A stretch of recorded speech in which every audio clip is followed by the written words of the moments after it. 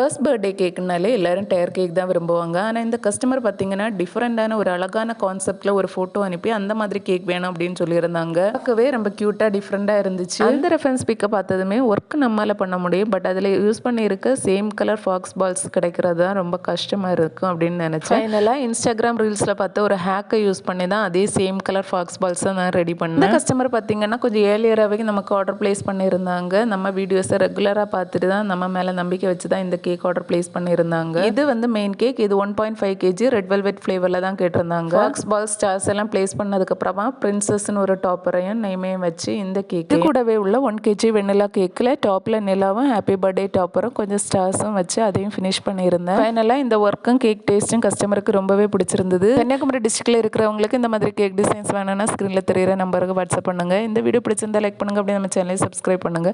சுவைப்போம், மகிழ்வோம். அர்ஜு கேக்ஸ்.